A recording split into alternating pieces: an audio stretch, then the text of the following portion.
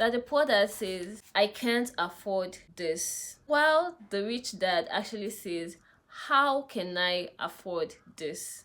Now, this one actually changed how I was thinking. You know, when you say, I can't afford this, it's like a full stop to it. Yeah, it's like, okay, that's a final statement. But the rich dad's perspective is like, how exactly can I get the money to actually afford this? When you say, how can I afford it, your brain starts to come up with solutions. How can I do it? It forces you to think deep and find a solution to your problem, to your money problem. Poor dad is thinking, okay, when you study hard, you finish from school, and then you find a place to work for.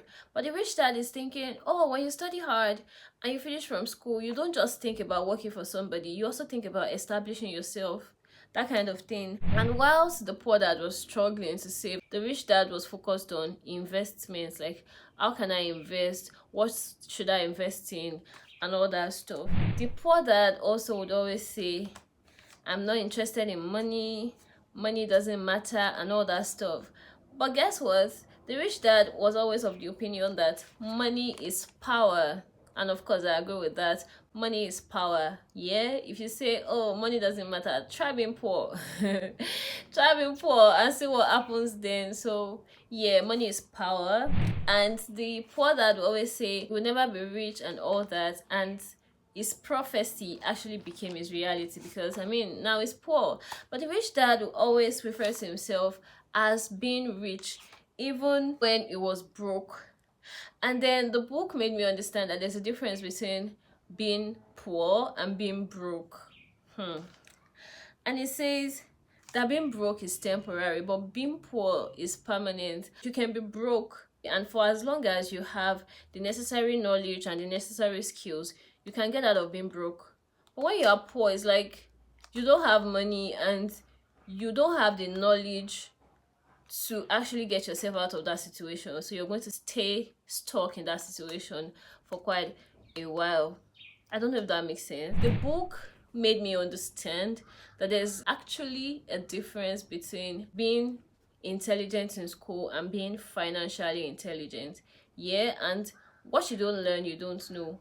So you can be very bright in school, and then when you're out, you still do not have the necessary training about money that you should have to actually be able to build wealth and be rich, or like sustain wealth. Even it becomes a self responsibility to actually teach yourself about money and how to manage money in order to build wealth. And it says that the poor and the middle class work for money, while the rich actually make their money work for them.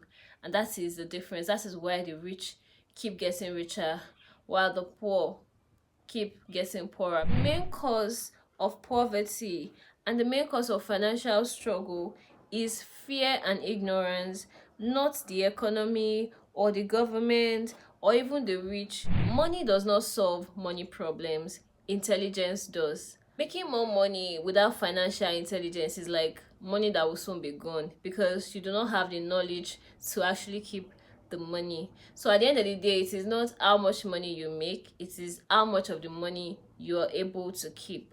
So basically, if you want to be rich, you have to get financial literacy. You have to be financially literate. One important thing, it says rich people acquire assets while the poor and the middle class acquire liabilities. You have to know the difference between an asset and a liability.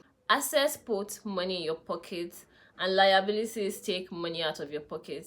It's that simple. Whatever is taking money out of your pocket is a liability, and whatever is bringing money into your pocket is an asset. For a poor person, most of the time, the income goes towards expenses. For middle class people, the income actually goes into liabilities, and then the liabilities bring about more expenses. A wealthy person uses their income to acquire assets, and the assets in turn bring in income. Cash flow basically tells the story of how a person handles money. Yeah, and usually more money actually accentuates the cash flow pattern already running in your head.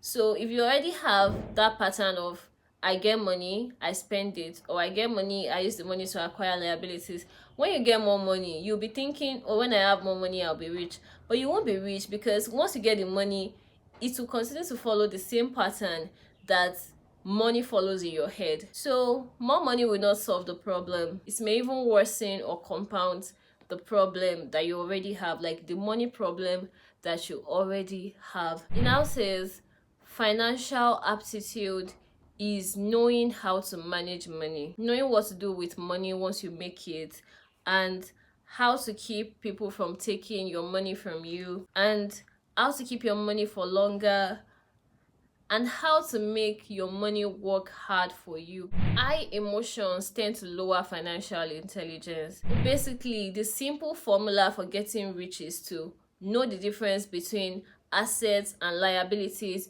and concentrate your efforts on getting assets. Limit your spending as much as possible and put as much money as possible into investments.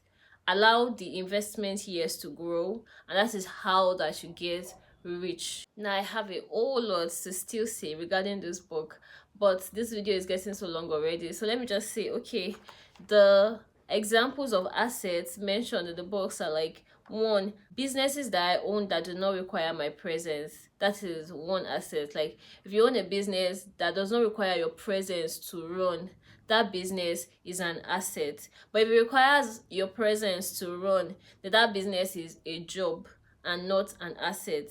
Yeah. Then another example is stocks. Example of assets: stocks, bonds, notes in brackets IOUs, then income generating real estate, then royalties from intellectual properties such as music, scripts, and patents. Then it says anything else that has value, produces income, or appreciates and has a ready market. So that is the definition of assets from the book. Most of the time, life does not talk to you. It just sort of pushes you around. And each push is life saying, wake up, there's something I want you to learn. And that really stuck with me, because I think I'm kind of in a phase of my life right now that I feel like life is telling me there's something you have to learn at this phase and all that. So life does not talk. It just, things just happen, and then those things are trying to make you learn something, or make you, tell you something, that kind of thing. And it's left to you to be discerning enough to learn whatever lesson that you should in any season of your life that you are. Do you agree with everything that the book says? What financial advice can you give from your own perspective and all that?